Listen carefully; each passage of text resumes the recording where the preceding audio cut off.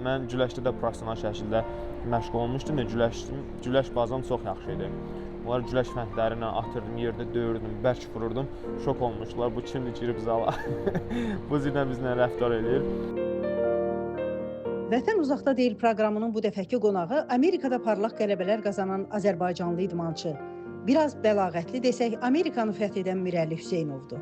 Mirəli bizə hər şeydən əvvəl Azərbaycanın Masallı rayonundan dünyanın nəhəng ölkəsinə uzanan yolundan, verdiyi qətiyyətli qərarlarından danışır. 1995-ci ildə Masallı rayonunda dünyaya gəlmişəm, Qədirli kəndindən. 1 yaşım olanda valideynlərimlə birlikdə Bakı şəhərinə köçmüşük və mən Bakıda böyümüşəm. 5-6 yaşıma qədər orada yaşamışam. Ondan sonra gəlmişəm nənəmlə yaşamağa. Uşaqlığımın gözəl xatirələri nənəmlə bağlıdır. Həmişə belə ürək dolusu danışıram. Nənəmlə birlikdə çox gözəl uşaqlıq xatirələrim var. Ondan sonra 10-11 yaşıma qədər nənəmlə yaşamışam. Ondan sonra nənəmlə yaşadığım müddətdə də idman edirdim özüm üçün, amma professional şəkildə yox. Sonra 10-11 yaşımda Bakıya köçdüm təzədən və orada mən idmanın güləş növünə başlamışam. Uşaqlığımda 2 dənə arzum var idi. Həm hərbiçi olmaq, Azərbaycanı qorumaq, həm də ki, idmançı olmaq, Azərbaycan bayrağın beynəlxalq arenalarda gözəl şəkildə dalğalandırmaq. Bunlar mənim arzum idi. Şükürlər olsun Allaha, hərbiçi də oldum. Əsgərə yollandım 18 yaşımda. Ondan sonra həqiqi hərbi xidməti bitirdikdən sonra müddətli hərbi xidmətə başladım. Və düşünürəm ki, arzularıma çatdım. Hərbidə işləyə-işləyə hətta mən idman MMA növü ilə də məşğul olmağa başladım və bizdə orada elə idi ki, yarışlara qatılırdıq. Və yarışlara qatıldığım müddətdə bizə icazə verirdilər. Biz mülkidə əvvəlki öz tanıdığımız zallara gedək, idmanla məşğul olaq. Mən də idman MMA növü ilə məşğul oldum. Orada yarışlara qatıldım, mülki yarışlara. Orada çempion oldum, Azərbaycan çempionu oldum və mən bütün döyüşlərimi nokautla bitirdim. Mənim çox xoşuma gəldi. İlk yarışım idi. İlk yarışım bütün döyüşlərimi orada elə bir ki, turnir olur. Turnirdə bir gün 3 dənə professional idmandan fərqli olur. Bir gündə 3 dənə, 4 dənə döyüş keçirsən. Mən səhv eləmirəmsə 3 ya 4 idi. Döyüş keçirdim. Orada 4-ünü də birinci raundda nokaut elədim. Mən çox xoşuma gəldi. Mən düşündüm ki, mən professional şəkildə davam etdirməliyəm.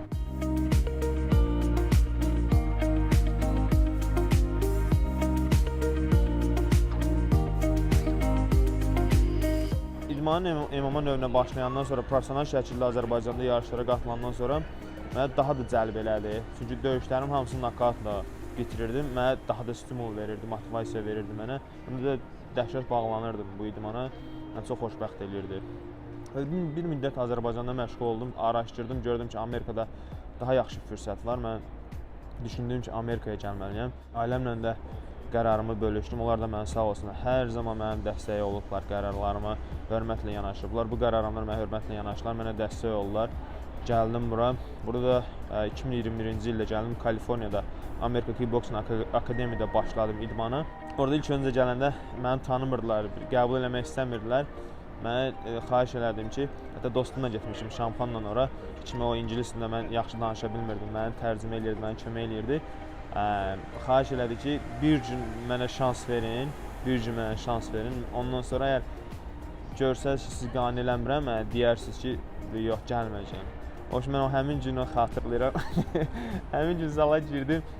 Yəni, ən belə tanınmış idmançılar da ki, belə mən çox vəhşicəsinə yanaşırdı ki, mənə burada məşq eləməyə, idman eləməyə icazə versinlər.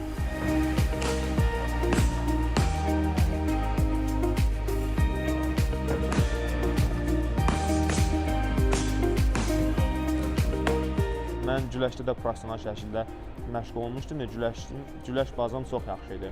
Onlar güləş fəndlərinə atırdım, yerdə döyürdüm, bərk vururdum. Şok olmuşdular. Bu kimdir girib zala? Bu cürlə bizlə rəftar eləyir. Sonra həmin vaxtı zalın baş məşqçisi zalda yox idi, Amerikada yox idi, Dubayda idi. Zaldan o kameraları var idi. O kameralardan görüntüləri götürüb yollamışlar onlara. Həm bizim baş məşqçi Javier Mendes, AKA'nın rəhbəridir, həm də ki, baş məşqçisi tanınmış idmançısı var, bəlkə tanıyarız, Həbib Nurmagomedov, onun məşqçisi. Hələ bizdə başqa UFC çempionları var, onların məşqçisi. O zal bildiyiniz kimi çox UFC çempionları yetişdirib. DC kimi, Cain Velasquez kimi, Rockhold kimi. Mənim videolarımı yolladılar müəllimə, müəllim bəyənmişdi, icazə vermişdi başlasın. Həmin gündən sonra mən məşq qutarandan sonra mən heç nə demədilər. Səhərisi mənə e-mail yazdılar ki, məşqlərə qoşula bilər. Onda mən özümü dünyanın ən xoşbəxt adamı hiss edirdim. Çünki mən onsuz da bilirəm ki, bu yolda yəni çox uğurlar var, çox belə addımlamalıyam. Yəni, həmin gün mənə elə bir şey ilk addımım kimi, yəni uğurumun başlanğıcı kimi göründü. Yəni çox xoşbəxt idim. Uğurların qazanılmasında təsadüflər nadir hallarda söz sahibi olur. Əsl qələbələr cəsarətlə atılan addımların, yorulmadan davam edən zəhmətin və güclü iradənin nəticəsində əldə olunur. Söhbətimizin qəhrəmanı məhz bu dəyərlərdən, qətiyyətli olmaqdan və daim özünü inkişaf etdirməyin vacibliyindən danışır. Gəldim mən o bir idmançıların texnika cəhətdən səviyyələrinə çatdım. Sonra gördüm ki, yox, bəs eləmir. Mənim getdiyim yol elə yoldur ki, yəni ki, maksimum yəni dayanmaq yoxdur, özünü inkişaf elətdirməlisən. Hətta gəldim, gördüm ki, əvvəl mənə biraz zəif baxan idmançıları da uduram. Yəni texnika cəhətdən keçmişəm onları. Görürəm ki, inkişaf eləyə bilmirəm orada. Gəlib çatmışam onların səviyyələrinə. Mən gördüm, başqa yerlərə getməliyəm. Başladım başqa daha yaxşı zallar axtarmağa. Getdim Miami'də zal tapdım, Kill Cliff Gym, ora getdim. Hər döyüşün qabağı mən gedirəm, orada döyüş kampları olur, bildiyiniz kimi, döyüşdən qabaq. Yəni, əsas məqsədlərimdən biri həm çempion olmaqdır, həm də ki, bilirsiniz, mən bəlkə də özünüzdə görübsünüz, mənim döyüşlərim Azərbaycanlılar çox gəlir. Mənə dəstək olurlar Azərbaycan bayraqlarından. İstəyirəm ki, onları sevinç hissi ilə evlərinə geri dönsünlər, geri qayıtsınlar. Həm də ki, onlar hər udduqca next time gələcək döyüşlərimdə daha da çox Azərbaycanlılar gəlir və mən arenaya çıxanda mən döyüşürəm orada, amma onların nə qədər çox Azərbaycanlı görəndə özümü daha çox güclü hiss edirəm. Görürəm ki, arxamda belə ayrı bir güc var, qüvvə var. O mənə bayraqlarla, mən indi də danışanda o şeyləri gözümün qabağına gəlir, mənim gözümdə olur o şeyləri. Çox belə ayrı bir hiss. Yəni ki, onu hər adam əldə edir. Pulla belə bir şey deyil ki, onu sən pulla ala bilərsən, o hissləri pulla yaşaya bilərsən. Yəni həyatda elə bir şey yox ki, onu əvəz eləsin, o hissləri sənə yaşatsın. Yəni özüm də vətənpərvər ailədə doğulmuşam. Bu günləri görürəm ki, mən o ailədən gəlmişəm, bu günləri ona nail olmuşam. Azərbaycanlılara o sevinci yaşadıram və həvəslə, sevinclə bayrağı dalğalandırırlar. Okeanın bu biri tayında, özü bir şey çox uzaqdır, okeanın bu biri tayında. Bəlkə də kiməsə adi gələ bilər, amma mən onu oturub düşünəndə ki, özüm olmasın, orada Mirəli Hüseynov olmasın, başqa idmançı olsun. Yəni, ona nail olursa, onu bizim insanlara bizə yaşadırsa, Azərbaycan bayrağını dalğalandırırsa, orada yəni bizə bilirsiniz, o bayraqdan ötürü çox canlar vermişik, çox şəhidlərimiz olub. Ondan sonra qazilərimiz var ki, canların yarısını qoyub o bayrağa görə bizə əmanət demə, həmişə demişəm ki, bizə bayraq bizə əmanətdir. Yəni, gözəl hisslərdir, şükürlər olsun Allah bu günləri bizə qismət edib, onu biz davam edirik, dalğalandırırıq. İnşallah məqsədimiz odur ki, daha da böyük arenalarda. Bildiyiniz ki, mən o UFC döyüş təşkilatı var bizim idmanda, o bir nömrəli döyüş təşkilatı, dünyada bir nömrəli döyüş təşkilatıdır o. Yəni, bütün idmançıların arzusudur ki, orada döyüşün oranı çempionu olsun. Mənim də məqsədim odur ki, oradan kontrakt götürüm o UFC təşkilatına, orada döyüşüm, Azərbaycanı daha da böyük arenalarda dalğalandırım və bu günə kimi uğurla addımlayıram. Şükürlər olsun Allaha, yəni ki, bizə lazım olan hər şeyi eləmişəm. Yəni, o döyüş təşkilatına keçmək üçün Amerikada 3 dənə ya 4 dənə lisenziyası olan döyüş təşkilatı var ki, o UFC döyüş təşkilatına döyüşçülər verir. Mən o Eyvan Combat döyüş təşkilatı onlardan biridir. Kaliforniya nömrə 1 təşkilatıdır, Amerikada tanınmış döyüş təşkilatıdır. Mən də oranın 3 dəfə çempion olmuşam, oranın kəmərini müdafiə eləmişəm. Yəni düşünürəm ki, mən əlimdən gələn artıqlamasını hər şey eləmişəm, yəni mən ora layiqəm. Okeanın o tayında idman aləmi sözsüz ki, fərqli ritm və qaydalarla yaşayır. Burada uğur qazanmaq üçün təkcə güc və istedad deyil, həm də bu mühitin yazılmamış qanunlarını, rəqabətin incəliklərini, sistemin özünə məxsus sirlərini bilmək mütləqdir. Onları bilmədən və bu ritmə uyğunlaşmadan zirvəyə gedən yolu qət etmək asan deyil. Amerikada döyüşmək üçün xüsusi lisenziya lazımdır. Onu mən biraz çətinliklə aldım.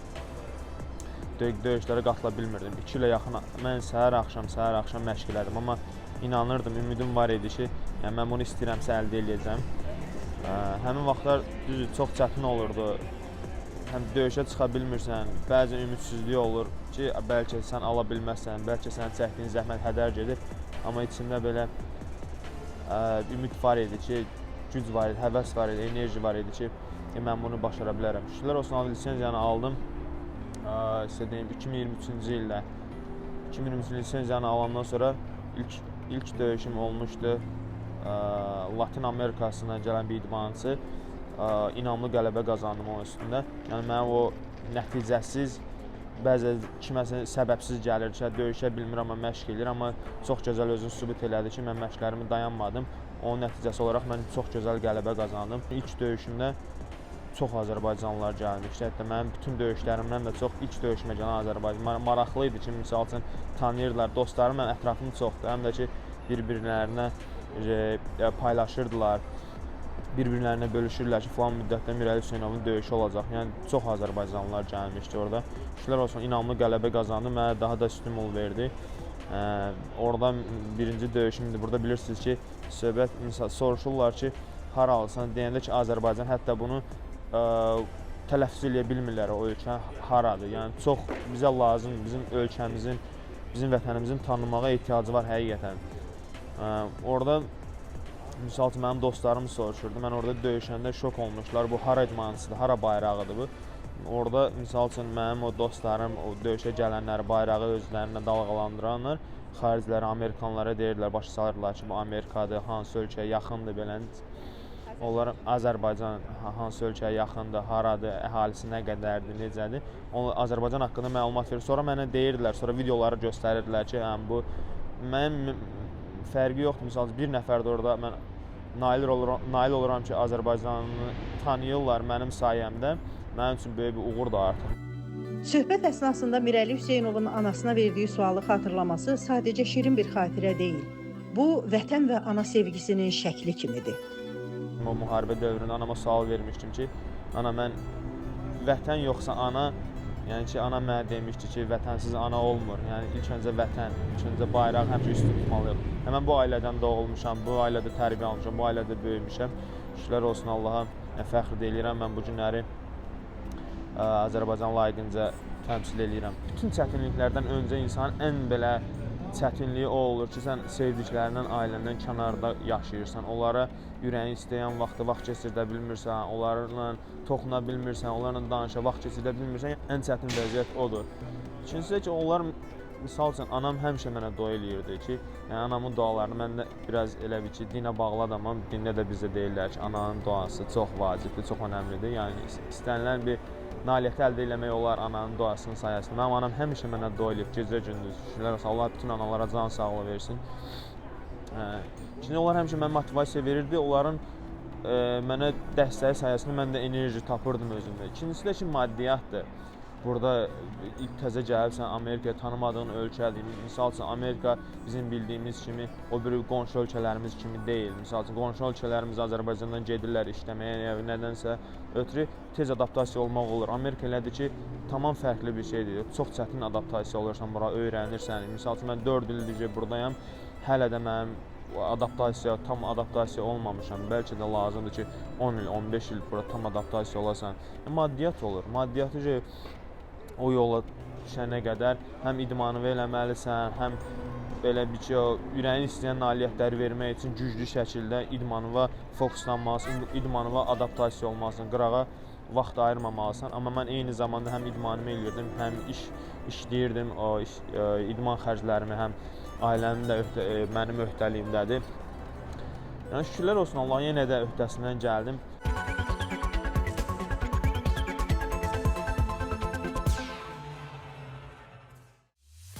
İdman yalnız qələbələrin deyil, eyni zamanda məğlubiyyətlərin də qaçılmaz olduğu bir sahədir. Əsl idmançı məhz bu iki təcrübə arasında öz iradəsini, dözümlülüyünü və xarakterini formalaşdırır. Məhz buna görə də soydaşımızın qələbə və məğlubiyyətə münasibəti, zəngin təcrübəsindən çıxardığı nəticələr, idmana baxış fəlsəfəsi bizim üçün də olduqca maraqlıdır.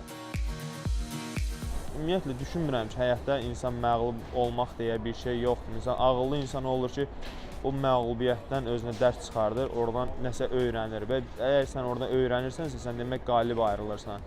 Mən o məğlubiyyətlərdən özümə dərs çıxartdım. Mən fikirləşdim ki, mən daha güclü hazırlaşmalıyam. Şükürlər olsun Allaha, mən indi elədir ki, 10 dənə mənim qələbəm var. 9-u 1-ci raund nokautdur. Yəni ki, heç bir döyüşüm olmuyor. Mən 3 raund döyüşüm. Yəni inamlı qələbələri qazanmışam. Yəni onun mən düşünürəm ki, o məğlubiyyətlərin nəticəsidir ki, mən dərs çıxartdım. İndi bu günə inşallah məqsədim odur ki, qələbə seriyasını bundan sonra davam elətdirim. Bir məqsədim var, yəni Azərbaycanı təmsil etmək. Bəzən Amerika bayrağı ilə birlikdə Azərbaycan bayrağının, misal üçün, Azərbaycan bayrağı olan şortiklər geyinirəm, Amerika Azərbaycan bayrağı olan şortiklər geyinirəm. Amma bayraq həmişə Azərbaycan bayrağı mənim çinimdə olur, yəni qələbələrimi Azərbaycan bayrağı ilə qeyd edirəm. Yəni bu mənim öz istəyim, öz içimdən gəlir. Mənim üçün Azərbaycan bayrağı dünyanın ən gözəl bayrağıdır. Amerikan bayrağına hörmətim çoxdur, çox böyükdür. Çünki mən Azərbaycanda içimdə olan arzumu, istəyimi, həvəsimi gəlib Amerikada gerçəkləşdirirəm, Amerikada həyata keçirirəm. Yəni mənim arzum UFC kəmərini götürmək və dəfələrlə onu müdafiə eləməkdir. Yəni bu günləri elə səviyyədəyik ki, indi elə aşamadayıq, qarşıma qoyulan tapşırıqları gözəl şəkildə yerinə yetirmişəm. Tam olaraq deyə bilirəm, UFC-dən kontrakt istəyə bilirəm. İnşallah danışıqlar gedir. İndi intervyulər də olub mənimlə. 3 dəfə intervyu eləmişik. Çox yaxşı xəbərlər gözləyir. İnşallah da ki, UFC-nə kontrakt götürəndən sonra mən düşünürəm ki, mənim karyeram başlayır.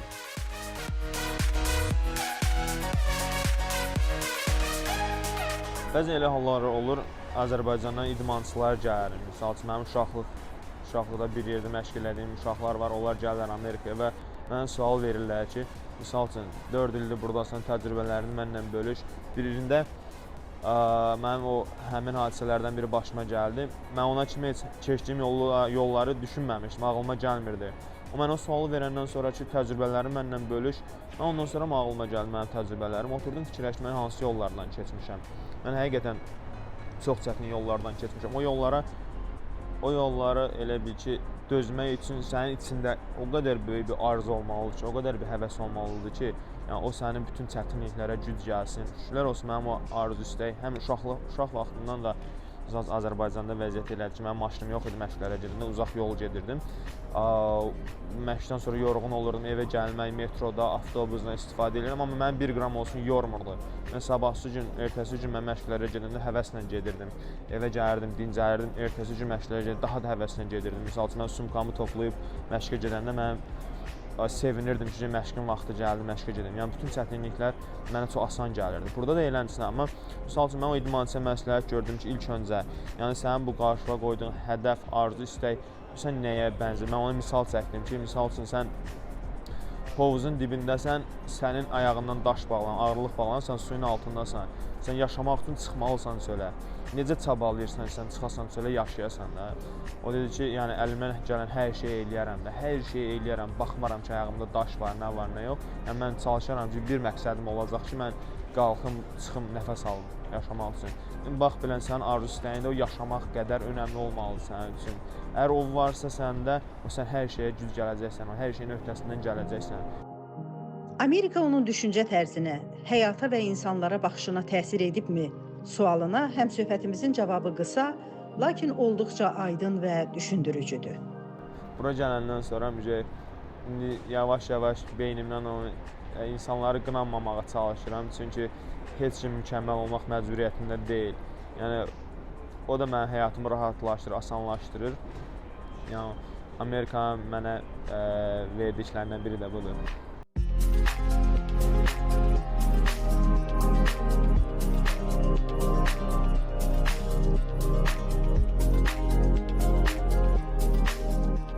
Gələcək planlarım elə ki, Azərbaycanı həm Azərbaycanda, həm xaricdə özümü gözəl şəkildə, həm Azərbaycanı gözəl şəkildə tanıtdıqdan sonra zal açmaqdır və Azərbaycan gəncləri olsun, ümumiyyətlə bizim zala gələn gənclərə təmənnasız xidmət eləməkdir, onlara sağlam həyat bəxş eləməkdir. Ümumiyyətlə, burada da var, mənim dostlarım var, ailəvi dostlarım olur, tez-tez onlar mənə qonaq çağırırlar, gedirəm qonaqlarına onlara fikir verirəm ki, uşaqlar məni izləyirlər. Hətta biz bəzən restoranlara da gedəndə, misal üçün onlar ailənin uşaqları olur, 15-16 yaş, hələ ki həyatı təzə-təzə dərk edən insanlar olur, uşaqlar olur.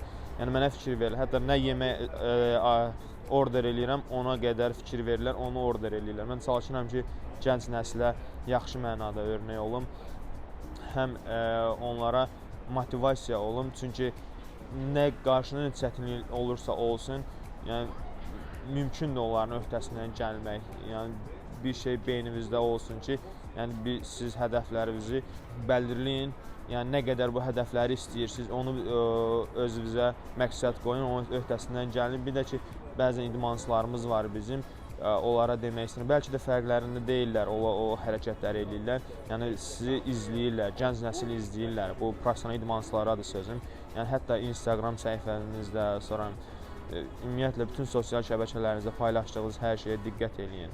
Çünki sizi həvəslə, sizi bir kumir kimi baxırlar gənc nəsil. Yəni siz nə elədiyiniz onlara normal kimi gəlir. Ona görə çalışın onlara, gənc nəsilə əsasən örnək olacaq bir şeylər paylaşın.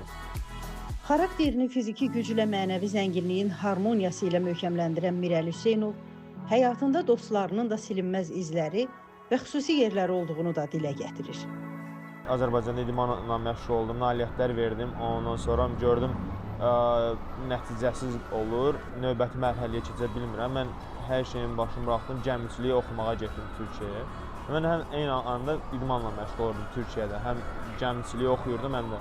Elə oldu ki, mənim Kaliforniyada yaşayan bir dostum var, həm də əsgər yoldaşım, həm də bir rayonda doğulmuşuq, bir-birimizi yaxşı tanıyırdıq. Və əsgərlikdə də idmanla məşğul olurdum, o bilirdi mənim gücümə bələd idi. Və bir gün mənə zəng elədi ki, dostum, sənin gücünə bələdəm mən, sən yəni bunun öhdəsindən gələ bilərsən, mən istəyirəm ki, səni gətirim Kaliforniyaya, sən MMA ilə məşğul olasan, burada döyüşəsən, yəni sənin çəkdiyin zəhmətlərdə hədər olmasın. Mən dedim, niyə də yox? O dostum adı Şamxandır, Şamxan Muxtarlı. Sağ olsun, onun sayəsində gəldim Kaliforniyaya.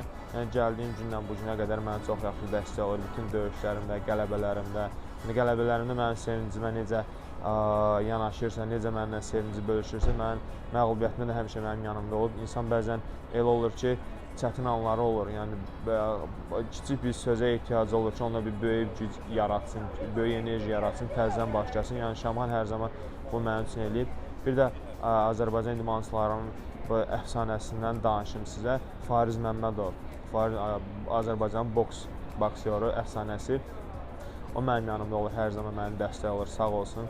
Onun 3 uşağı var, onlara da idman, boks öyrədir. İnşallah onlara da uğurlar arzu edirəm. Digər də Azərbaycan idmançıları var. Onlar mənə döyüşdən sonra yazırlar, təbrik edirlər, hər birindən minnətdaram. Hər bir idmançıya, zəhmət çəkən, əziyyət çəkən idmançılara uğurlar arzu edirəm. İnşallah çəkdiyi əziyyətlərin bəhrəsini qat-qat artırılmasını da görərlər tezliklə. Hələ də mənim dostlarımdan ötürü darıxıram, məhəllələr, o Azərbaycanda gəzdiyim məhəllələrdən ötürü, küçələr, rayonu, kəndimizdən ötürü, qohum-əqrəbələrimizdən ötürü. Ən əsaslı mənim orada indi hal-hazırda 4 yaşında qızım var. 4 yaşında ən çox onun üçün darıxıram. Yəni odur mənim ən çox stres yaşadan. Bir də ki, anam. Yəni bu ikisi düşünürəm ki, mənim yanımda olsa, yəni mən Superman olaram. Heç nə qarşımda dayana bilməz.